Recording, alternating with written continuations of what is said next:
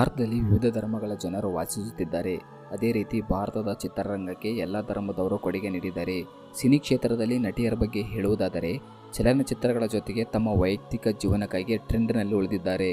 ಬೇರೆ ಬೇರೆ ಕಾರಣಗಳಿಗಾಗಿ ಮುಸ್ಲಿಂ ಸೇರಿದಂತೆ ಬೇರೆ ಬೇರೆ ಧರ್ಮಕ್ಕೆ ಮತಾಂತರಗೊಂಡ ಹಿಂದೂ ನಟ ನಟಿಯರು ಇದ್ದಾರೆ. ಸಾಮಾನ್ಯ ವ್ಯಕ್ತಿಗಳಿಂದ ಹಿಡಿದು ಸೆಲೆಬ್ರಿಟಿಗಳವರೆಗೆ ಅನೇಕರು ಅನ್ಯ ಧರ್ಮದವರನ್ನು ಮದುವೆಯಾಗಿ ಸುಖ ಸಂಸಾರ ನಡೆಸುತ್ತಿದ್ದಾರೆ. ಅನೇಕ ನಟಿಯರು ಅಂತರ್ಧರ್ಮೀಯ ಮದುವೆ ಮಾಡಿಕೊಂಡು ಸುಖ ಸಂಸಾರ ನಡೆಸುತ್ತಿದ್ದಾರೆ. ಇವರಲ್ಲಿ ಹಲವರು ತಮ್ಮ ಧರ್ಮವನ್ನೇ ಗಂಡನ ಧರ್ಮಕ್ಕೆ ಬದಲಾಯಿಸಿಕೊಂಡಿದ್ದಾರೆ. ಇಲ್ಲಿ ಮೂಲ ಧರ್ಮದಿಂದ ಬೇರೆ ಧರ್ಮಕ್ಕೆ ಮತಾಂತರಗೊಂಡ ನಟಿಯರು ಯಾರಂತ ಹೇಳ್ತೀವಿ.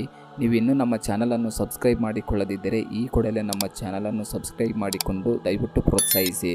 ಮೊದಲಿಗೆ ನೋಡೋದಾದರೆ ನಯನತಾರ ಕೇರಳದ ಕ್ರಿಶ್ಚಿಯನ್ ಕುಟುಂಬದಲ್ಲಿ ಜನಿಸಿದರು ಎಂದು ಹಲವರಿಗೆ ತಿಳಿದಿಲ್ಲ. ನಯನತಾರ 2003ರಲ್ಲಿ ಮಲಯಾಳಂ ಚಿತ್ರ ಮನಸ್ಸಿ ನಕ್ಕರೆ ಮೂಲಕ ತಮ್ಮ ನಟನ ವೃತ್ತಿಯನ್ನು ಪ್ರಾರಂಭಿಸಿದರು. ಆದರೆ ಅವರು 7 ಆಗಸ್ಟ್ 2011ರಂದು ಚೆನ್ನೈನ ಆರ್ಯ ಸಮಾಜದಲ್ಲಿ ಹಿಂದೂ ಧರ್ಮ ಸ್ವೀಕರಿಸಿದರು. ವೇದ ಆಚರಣೆಗಳ ಪ್ರಕಾರ ಶುದ್ಧಿ ಕರ್ಮದಂತಹ ಎಲ್ಲ ಆಚರಣೆಗಳನ್ನು ಅನುಸರಿಸಿ ಹಿಂದೂ ಧರ್ಮಕ್ಕೆ ಪರಿವರ್ತನೆ ಪ್ರಮಾಣ ಪತ್ರವನ್ನು ಪಡೆದರು. ಇನ್ನು ಒಂದು ಕಾಲದಲ್ಲಿ ನಯನತಾರ ಹೆಸರು ಪ್ರಭುದೇವ ಜೊತೆ ತಳುಕು ಹಾಕಿಕೊಂಡಿತ್ತು. ಪ್ರಭುದೇವ ಅವರನ್ನು ಮದುವೆಯಾಗಲು ನಯನತಾರ ಹಿಂದೂ ಧರ್ಮವನ್ನು ಸ್ವೀಕರಿಸಿದರು ಎಂದು ಹೇಳಲಾಗಿತ್ತು. ಆದರೆ ನಂತರ ಇಬ್ಬರು ಬೇರೆ ಬೇರೆಯಾದರು. ಬಳಿಕ 2022ರಲ್ಲಿ ತಮ್ಮ ಗೆಳೆಯ ಹಾಗೂ ತಮಿಳು ಚಲನಚಿತ್ರ ನಿರ್ಮಾಪಕ ವಿಘ್ನೇಶ್ ಶಿವಂ ಅವರನ್ನು ಮದುವೆಯಾದರು. ನಯನತಾರ ಅವರನ್ನು ಲೇಡಿ ಸೂಪರ್ ಸ್ಟಾರ್ ಎಂದು ಕರೆಯಲಾಗುತ್ತದೆ. ಮಾಧ್ಯಮ ವರದಿಗಳ ಪ್ರಕಾರ ಅತಿ ಹೆಚ್ಚು ಸಂಭಾವನೆ ಪಡೆಯುವ ದಕ್ಷಿಣ ಭಾರತದ ನಟಿ ಈಕೆ. ಒಂದು ಚಿತ್ರಕ್ಕೆ 5 ರಿಂದ 10 ಕೋಟಿ ರೂಪಾಯಿ ಪಡೆಯುತ್ತಾರೆ ಎನ್ನಲಾಗುತ್ತದೆ. ನಯನತಾರ 183 ಕೋಟಿ ರೂಪಾಯಿಗಳ ಅಂದಾಜು ನಿವ್ವಳ ಮೌಲ್ಯದೊಂದಿಗೆ ದಕ್ಷಿಣ ಭಾರತದ ಶ್ರೀಮಂತ ನಟಿ ಎಂಬ ಹೆಗ್ಗಳಿಕೆ ಕೂಡ ಹೊಂದಿದ್ದಾರೆ. ನಟಿ ಜ್ಯೋತಿಕಾ ಅವರ ತಂದೆ ಪಂಜಾಬಿ ಮತ್ತು ತಾಯಿ ಮುಸ್ಲಿಮು. ಇವರ ಅಕ್ಕ ನಟಿ ನಗ್ಮಾ ಅವರ ಕ್ರಿಶ್ಚಿಯನ್ ವ್ಯಕ್ತಿಯನ್ನು ಮದುವೆಯಾಗಿದ್ದು ತಮ್ಮನ್ನು ಕ್ರಿಶ್ಚಿಯನ್ ಎಂದು ಗುರುತಿಸಿಕೊಳ್ಳುತ್ತಾರೆ. ಜ್ಯೋತಿಕಾ ಅವರು ತಮಿಳು ನಟ ಸೂರ್ಯ ಅವರನ್ನು ಹಿಂದೂ ಸಂಪ್ರದಾಯದ ಪ್ರಕಾರ ಮದುವೆಯಾಗಿದ್ದಾರೆ. ಈ ದಂಪತಿಗೆ ತಮ್ಮ 2 ಮಕ್ಕಳಿಗೆ ದೇವ್ ಮತ್ತು ದಿಯಾ ಎಂದು ಹೆಸರಿಟ್ಟಿದ್ದಾರೆ. ಆಯಿಷಾ ಟಾಕಿಯಾ. ಪೂರಿ ಜಗನ್ನಾಥ್ ಅವರ ನಿರ್ದೇಶನದ ನಾಗಾರ್ಜುನ ಅಕ್ಕಿನೇನಿ ಅವರ ಸೂಪರ್ ವಾಂಟೆಡ್ ಮತ್ತು ಟಾರ್ಜನ್ ನಂತಹ ಸೂಪರ್ ಹಿಟ್ ಚಿತ್ರಗಳಲ್ಲಿ ಕಾಣಿಸಿಕೊಂಡಿರುವ ಆಯಿಷಾ ಟಾಕಿಯಾ ಹಿಂದೂ ಕುಟುಂಬದಲ್ಲಿ ಜನಿಸಿದರು. ಇವರು ನಟಿ ನಗ್ಮಾ ಅವರಂತೆಯೇ ಅಂತರ್ಧರ್ಮೀಯ ಪೋಷಕರಿಗೆ ಜನಿಸಿದರು. ಅವರ ತಂದೆ ಗುಜರಾತಿ ಹಿಂದೂ ಆಗಿದ್ದರೆ ತಾಯಿ ಕಾಶ್ಮೀರಿ ಮುಸ್ಲಿಂ. 2009ರಲ್ಲಿ ಆಯುಷಾ ತನ್ನ ಗೆಳೆಯ ಫರ್ಹಾನ್ ಅಜ್ಮಿ ಅವರನ್ನು ವಿವಾಹವಾಗಿದ್ದು ಆಯುಷ್ ಸಂಪೂರ್ಣ ಇಸ್ಲಾಂಗೆ ಮತಾಂತರಗೊಂಡರು. ಅವರು ತಮ್ಮ ಮಗನಿಗೆ ಮಿಕೈಲ್ ಅಜ್ಮಿ ಎಂದು ಹೆಸರಿಟ್ಟಿದ್ದಾರೆ. ನಟಿ ಖುಷ್ಬು. ಕಲಿಯುಗ ಪಾಂಡವಲು ಸಿನಿಮಾ ಮೂಲಕ ದಕ್ಷಿಣ ಸಿನಿಮಾ ರಂಗಕ್ಕೆ ಪಾದಾರ್ಪಣೆ ಮಾಡಿದ ಖುಷ್ಬು ಸುಂದರ್ ಮುಂಬೈನ ಮುಸ್ಲಿಂ ಕುಟುಂಬದಲ್ಲಿ ಜನಿಸಿದರು. ಇವರ ಮೂಲ ಹೆಸರು ನಖತ್ ಖಾನ್. ನಂತರ ಹಿಂದೂ ಧರ್ಮೀಯ ಸುಂದರ್ ಅವರನ್ನು ಮದುವೆಯಾಗುವ ಮುನ್ನ ಅವರು ಹಿಂದೂ ಸಂಪ್ರದಾಯಗಳನ್ನು ಅನುಸರಿಸಿದರು. ದಂಪತಿ ತಮ್ಮ ಮಕ್ಕಳಿಗೆ ಆವಂತಿಕ ಮತ್ತು ಅನನ್ವಿತಾ ಎಂದು ಹೆಸರಿಟ್ಟಿದ್ದಾರೆ. ಸದ್ಯ ಖುಷ್ಬು ತಮಿಳುನಾಡಿನ ಭಾರತೀಯ ಜನತಾ ಪಾರ್ಟಿಯಲ್ಲಿ ಕ್ರಿಯಾಶೀಲರಾಗಿದ್ದಾರೆ. ಹೇಮಮಾಲಿನಿ.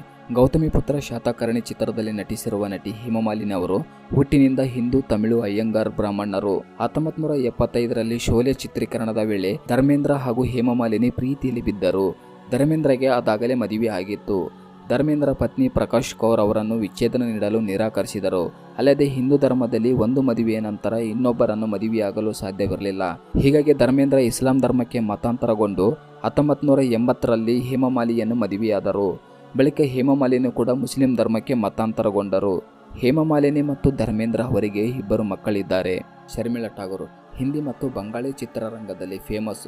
ಸೈಫ್ ಅಲಿ ಖಾನ್ ಅವರ ತಾಯಿ. 80-90ರ ಕಾಲದ ಜನಪ್ರಿಯ ನಟಿ. ಇವರು ಭಾರತೀಯ ಚಿತ್ರರಂಗದಲ್ಲಿ ಅತಿ ಹೆಚ್ಚು ಸಂಭಾವನೆ ಪಡೆಯುವ ನಟಿಯರಲ್ಲಿ ಒಬ್ಬರು. ಶರ್ಮಿಳಾ ಠಾಗೂರ್ ಕೂಡ ಹಿಂದೂ ಕುಟುಂಬದಲ್ಲಿ ಜನಿಸಿದರು. ಶರ್ಮಿಳಾ ಠಾಗೂರ್ ಅವರು ಮಾಜಿ ಕ್ರಿಕೆಟಿಗ ಮನ್ಸೂರ್ ಅಲಿ ಖಾನ್ ಅವರೊಂದಿಗಿನ ಮದುವೆಗೂ ಮುನ್ನ ಇಸ್ಲಾಂ ಧರ್ಮವನ್ನು ಸ್ವೀಕರಿಸಿದರು. ಮತಾಂತರಗೊಂಡ ನಂತರ ಆಯುಷಾ ಸುಲ್ತಾನ್ ಎಂದು ಹೆಸರು ಬದಲಾಯಿಸಿಕೊಂಡರು.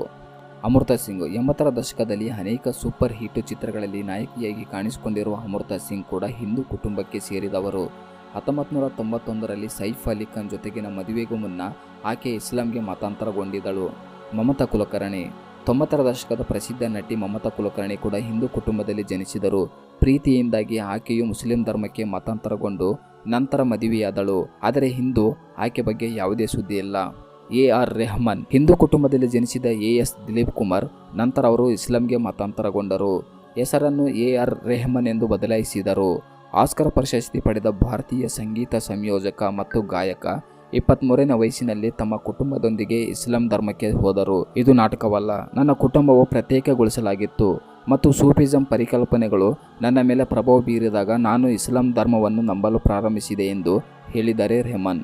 ಯುವನ್ ಶಂಕರ್ ರಾಜ ಸೌಂಡ್ ಟ್ರ್ಯಾಕ್ ಕಂಪೋಸರ್ ಮತ್ತು ಹಾಡು ಬರಹಗಾರರಾಗಿರುವ ಯುವನ್ ಮುಖ್ಯವಾಗಿ ತಮಿಳು ಚಿತ್ರಗಳಿಗೆ ಸಂಗೀತ ನೀಡುತ್ತಾರೆ. 2.5 ವರ್ಷಗಳ ಕಾಲ ಕುರಾನ್ ಓದಿದ ಅವರು ಅದರೊಂದಿಗೆ ಸಂಪರ್ಕ ಹೊಂದಿದ್ದಾರೆಂದು ಭಾವಿಸಿ ತಾಯಿಯ ಮರಣದ ನಂತರ ಅವರು ಇಸ್ಲಾಂ ಧರ್ಮಕ್ಕೆ ಮತಾಂತರಗೊಂಡರು.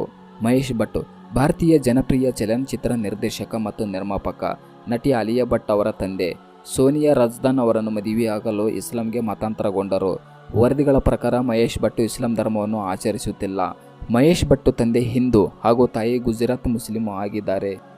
ಸೊ ಇವಿಷ್ಟು ಫ್ರೆಂಡ್ಸ್, ನಮ್ಮ ವಿಡಿಯೋ ಇಷ್ಟವಾದರೆ ದಯವಿಟ್ಟು ನಮ್ಮ ಚಾನಲನ್ನು ಸಬ್ಸ್ಕ್ರೈಬ್ ಮಾಡಿ, ಪ್ರೋತ್ಸಾಹಿಸಿ, ವಿಡಿಯೋ ಶೇರ್ ಮಾಡಿ.